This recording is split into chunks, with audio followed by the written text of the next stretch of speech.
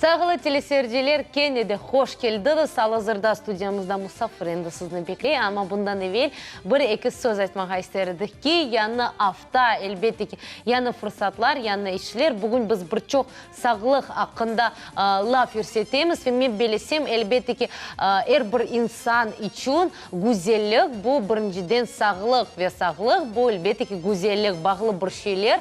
Ве мұна бұдыл бер күз күнлері девамында, мұна бұдыл бер афтанын башында біз сізлеріне гүзелік ақында лаф үрсетмеге істердік ки, ве шу жүбледен студиямызға Гүзел Мұсафырны тағдым давет еттік, ве тағдым етмеге ашықамыз. Бұйыр Адиле.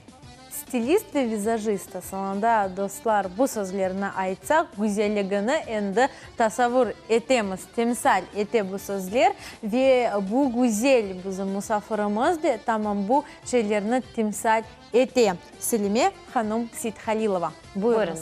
Selam алейкум. Селяма Ханум. Саба серфинус хайрлы олсын. Как ваше настроение, Селяма Ханум? Отлично, всегда отлично. У вас всегда по утрам такое настроение? Да, я уже привыкла. Как начинается ваше утро зачастую? Очень рано. Насколько рано?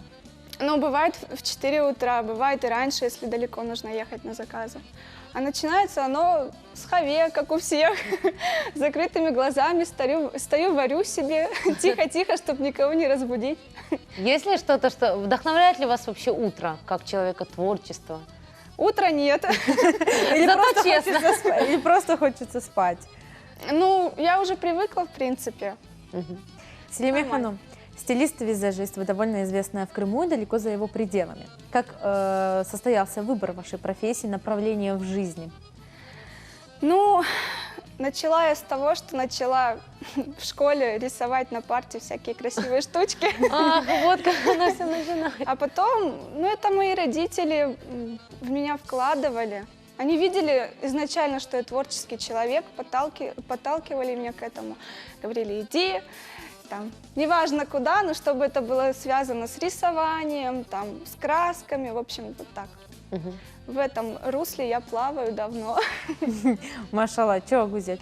Поэтому, я думаю, лет через 5, когда имя Селиме Сeyithalиловой будет на всех билбордах мира, скажем так, и когда уже не на крымском телеканале, не на нашем телеканале, а на мировых телеканалах вы будете давать интервью, и у вас спросят, как это все начиналось, вы так мило ответите: с рисуночков на парте. Селиме Seyithalilova, все начиналось с рисуночков на парте. Сейчас Селиме Ханум, лицо визажиста – это его визитная карточка, правильно? Согласна, Визажист да. всегда должен выглядеть прекрасно. Как, в принципе, мы сейчас видим. Прекрасно Спасибо. выглядите. Селиме Ханум, много ли вы внимания уделяете своей внешности в плане того, что у вас, я думаю, уже, наверное, набита рука, и вы можете накраситься закрытыми глазами за 5 минут, либо вы все-таки как бы уделяете внимание, считаете это важным? Ну, конечно, я хотела бы уделять этому времени побольше, но, к сожалению, у меня его нет. Вот, поэтому, если я куда-то иду на какое-то мероприятие, я стараюсь, конечно, больше времени выделять на это. А так, по утрам это буквально 10 минут. Вот. Для этого техника нюд – это самый класс. Вот. Ее использую. А какая вот из техник и какой макияж сейчас является актуальным в осенний период? Потому что мы знаем, что каждому периоду присущий какой-то особый макияж, какой-то внешний вид. Что вы посоветуете осенью? Какие используют тона, цвета в макияже? В принципе, эта тема очень индивидуальная для каждой девушки отдельно. Но осень – это золотая пора, это теплые оттенки, терракотовые оттенки. Вот, скорее всего, я бы больше использовала их осенью. Вот. Сейчас уже на протяжении долгого времени очень актуальный цвет – это марсала, это оттенки бордового, винного, вишневого. Вот. Вот они. Селиме Ханум, мы знаем, вот как-то вот так понаслышке, что и девушки, внешность девушек различается по цветотипу. А какая внешность у девушки осень? Это золотистые волосы с рыжим оттенком, веснушки.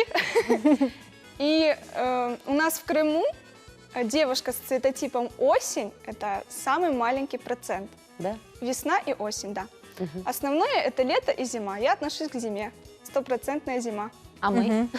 Вы, наверное, ближе к лету, ну а вы крашеная. Вы вот стремитесь к осени, но у вас нет веснушек, поэтому Да, рисуем. Не получилось. Не получилось мне стать относитесь осенью. ближе к лету, наверное. Селиме Ханум, расскажите вообще о вашей работе. Мы знаем, что чаще всего вы работаете с невестами, вы сопровождаете их в этот самый ответственный день в их жизни. Как вы не боитесь брать на себя такую ответственность? Это очень большая ответственность, поскольку мы знаем, в нашей студии были и ведущие церемоний, и фотографы, которые нам рассказывали очень много историй о том, какие бывают капризные невесты, но они имеют на это полное право в такой день. Как вы справляетесь с этим? Как умеете подходить, находить подход каждому человеку индивидуально? На самом деле я очень боюсь, но я этого не показываю. Вот. Я приезжаю и начинаю с позитива, потому что, как по мне, я так считаю, что лучший макияж у девушки – это счастливые глаза. Вот. А там уже, смотря какой человек, каждому нахожу подход, стараюсь. Бывало ли у вас такое, что, я уверена, что не бывало, но вдруг вы накрасили девушку, например, а она говорит, нет, мне не нравится, давайте переделаем, или какие есть, возможно, у вас встречи перед этим, чтобы как бы обойти такие ситуации? Делаете ли вы какие-то пробные макияжи? 100%, особенно если это свадебный образ, я обязательно девочек наталкиваю на то, чтобы они приходили ко мне на пробный, потому что, ну, тяжело вот с первого взгляда понять, почувствовать человека. Нужно как-то вот поспрашивать, поковыряться у него в душе, что ему там нравится, как бы он себя комфортно чувствовал. Вот. Пробники обязательно я делаю. Сейчас это обязательная процедура. То есть визажист, стилист, он не просто визажист и стилист, который делает красоту, он в какой-то психолог. степени психолог, правильно? 100%, конечно. А были ли такие какие-нибудь, возможно, казусные моменты? Возможно, вам позвонили, вот вы договорились с невестой, вас зачастую, наверное, родственники, да, ну, невесты, когда забирают, привозят к невесте. Было ли такое, что, ну, либо ли вы сами, например, едете, да, было ли такое, что вы приехали по назначенному адресу и говорят, извините, здесь такой нету? Нет. Пока не было, да? Аллахачух шкур такого еще не было. Потому, ну, я и сама добираюсь, в принципе, мне не обязательно забирать, вот. Был один такой смешной случай. Я 2 дня обслуживала девушку. У нас у крымских татар 2 дня свадьбы, второй день у жениха. И, значит, я приезжаю, а невеста еще спит после первого дня. Ну, я, конечно, вхожу в положение, но я ее будила, я стояла у ворот, тарабанила. Ну, вот это так вот выглядело. Сначала, конечно, я нервничала, переживала, а сейчас вот со смехом вспоминаю. Селиме Ханум, как сказала Аделе, вы довольно-таки популярны в Крыму, среди нашего народа в особенности. Очень много невест вам уже доводилось видеть. И где черпаете вдохновение? Ведь все-таки это дело, прежде всего, искусства, это не просто дело техники, да, это прежде всего дело искусства. И где берете вот именно то вдохновение, которое вам помогает с новыми силами идти и идти дальше, видеть новых невест, новых клиентов, красить их, делать их красивыми? Вдохновляет природа. Лучше, чем придумала природа, ничего не существует, я так считаю. Я могу часами смотреть в окно, слушать музыку. Вот, наверное, так черпаю. Ну и, конечно, это моя семья, которая всегда меня поддерживает, вдохновляет. Моя Нашечка, которая всегда мне говорит, Хазым, у тебя все получится. Вот. Я стараюсь сделать так, чтобы мной гордились, и это меня вдохновляет, наверное. Машалла, я думаю, у них уже есть повод вами гордиться. Вы сказали о природе, а осень вас вдохновляет? Очень. Наверное, Конечно. больше даже, чем другие, да, времена года? Или как? Нет, я бы так не сказала. Да? Ну, честно, у нас в Крыму самое некрасивое – это зима, наверное. Вот она меня не вдохновляет. А так, остальные времена года, они по-своему волшебные. Осень в особенности. Селиме Ханум, хотела вот сейчас задать вопрос и забыла. Давай. Потому что столько эмоций, Впечатлений. да, столько впечатлений, вы настолько позитивный человек. вспомнила. Селиме Ханум, вы работаете не только с крымскими татарами, да, ну как бы и невесты бывают у вас различных национальностей, сравнивая внешность крымских татар с внешностью крымских татар с внешностью других национальностей. Что более выразительно, что больше всего выделяется? Крымские татарки, они очень колоритные, очень разнообразные. Посмотреть даже на вас, девочки, какое разнообразие у нас во внешности, ну, это просто супер, я бы сказала. Начиная с рыжей, голубоглазки, заканчивая брюнетки с зелеными глазами. Вот. Крымские татарки, вот они очень меня вдохновляют. И у нас такая культура очень скромная, тонкая. Вот. Ну и девочки других национальностей тоже бывают очень разными. Вот. Я работала и с русскими, и с украинками, и с армянками, и с грузинками. В общем, где я только не была. Селиме Ханум, мы знаем, что на том, чтобы создать макияж, да, накрасить девушку, работа стилиста, свадебного стилиста, визажиста не заканчивается. То есть вы вместе с невестой, с будущей невестой выбираете полностью образ, правильно? Вы можете помочь и подобрать платье, помочь и подобрать аксессуары. А как это происходит и какое место в современном мире, в современных реалиях уделяется именно колориту, именно крымско-татарским, возможно, аксессуарам? Ну, смотрите, сейчас очень, я бы сказала, так плавно в наш образ свадебный входит это национальный орнамент. Вот. Девушки очень хотят, проявляют желание увидеть на себе вышивку, либо это будет стразами выложенные какие-то орнаменты, либо это будут кованые хушахи, в общем, короны, которые у нас уже давно в моде. Вот. Вот такое. Еще я недавно начала заниматься рукоделием. Я плету красивые из бисера, из хрусталя, из жемчуга красивые аксессуары для волос, вот, которые красиво вписываются в прическу. Вот. Вот такие услуги предоставляю. А подбор платья и остального – это уже индивидуально с каждым. Если невеста желает, я могу обязательно уделить внимание, время и посоветовать ей походить с ней. Машалла. Селиме Ханум, вот перед тем, как вас представить, я сказала, что красота – это здоровье, а здоровье – это красота. Это неразрывно связанные вещи. Сегодня день доктора, мы много об этом говорим. Хотелось бы вот у вас спросить, что бы вы, как визажист, посоветовали бы, как можно в домашних условиях следить за своей кожей, потому что, безусловно, макияж – это как бы уже внешняя часть того, что мы видим, а все-таки красота внутренняя заключается в здоровье, и это все, безусловно, отражается как на лице, так и на улыбке той же, как вы сказали. Что вы посоветуете, как лучше держать свою кожу в порядке, как лучше ухаживать за своим лицом, чтобы потом, когда девушка пришла на макияж вот даже к вам, либо к другому какому-то визажисту, чтобы он был доволен, скажем так, состоянием ее кожи?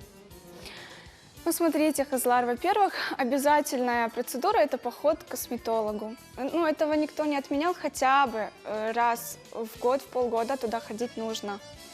Во-вторых, скрабирование кожи обязательно. Раз в неделю это нужно делать, потому что на сегодняшний день 90% девушек, они пользуются и тональными кремами, и пудрами, и, в общем, то, что забивает наши поры. Вот. Что еще хотелось бы сказать? Конечно, я считаю, что внешность, она зависит наша от того, что мы положим в свой организм. Правильное питание, режим, то, чего нет у меня. Вот. За этим всем нужно обязательно следить. А сейчас перед зимой обязательно жирный кремчик. Любой, неважно, это может быть не профессиональная линейка, какой-то масс-маркет. То, что девушка может себе позволить. Так же, как и скрабирование. Вы сказали, скраб можно приобрести, в принципе, в любом магазине и пользоваться в домашних условиях. Это тоже индивидуальная вещь, смотря какая у вас кожа, вы уже подбираете себе определенный продукт. Сельме Ханым, к сожалению, время очень быстро проходит, и мы бы хотели попросить у вас что-нибудь пожелать нашим телезрителям, нашим соотечественникам, возможно, раскрыть какие-нибудь индивидуальные, ну не индивидуальные, возможно, раскрыть какие-либо секретики, что нужно делать, чтобы всегда выглядеть прекрасно. Обязательно душевное состояние у нас должно быть в порядке. Должно все лежать по полочкам. Нужно стараться заниматься этим. Вот. Хочу пожелать стремиться только вперед, никогда ни перед чем не останавливаться. Как я всегда говорю, под лежачий камень вода не идет. Вот. И обязательно развиваться у нас в Крыму, на нашей родине. Наша земля должна носить наши таланты, не приезжие, а наши таланты. Вот. Очень хочу поблагодарить опять же своих родителей. Сағылыңыз вам за то, что вы сделали меня такой, и за то, что вы подарили мне мою блашечку. Вот, это самый лучший подарок в моей жизни, которая сейчас тоже сделает мне подарок. Вот. Я этого очень жду. Мое желание, чтобы они были счастливы, здоровы, всегда были рядом со мной, а я буду показывать класс. Чахсағыз, Сельме Ханым, вы сказали о талантах, которые носит наша земля, и мы по праву гордимся тем, что такой талант живет, развивается и дарит красоту именно у нас, в Крыму, на родине. Чахсағыз за то, что делаете нас красивыми, без преувеличения. И Чахсағыз за то, что посетили нашу студию. Всегда рады видеть вас у нас в гостях. И сағылыңыз. Вам Чахсағыз. Чахсағыз. İşte biz devam ettik. Pek pozitif şekilde bizim sohbetimiz geçti. Pek beğendim, gayet beğendim ve aslında dostlar her daim güzel olunuz. Güzelliğinizge dikkat ayırınız ve elbette ki ortalığa siz güzel tebessümünüzü bağışlanız. Çünkü elbette ki güzel tebessüm bu güzel başlangıçtır. Ve ben bilesem Çiçek İlyan için ben bilesem vakit de geldi. Saat 9 dostlar yakınlaşa. Endi saat 9 ama biz sizle sağlıklaşmayıq. Ne için? Çünkü sabah programması yeni haftadan başlap sizler için 3 saat devamında yankıracaq. Biz 1 saat çokça siz ile bulunacağımız ve elbette ki sizin keyiflerinizni kotarmak maksadı ile güzel rubrikalarımızı ve malumatlarımızı ile bölüşeceğimiz. Şimdi ise elbette ki rubrikamızın vakti geldi. Ve nasıldır bu rubrika olacak? Onun serlevası Kutup. Buyurunuz sayılı vatandaşlar. Sonra ise sabah devam etti.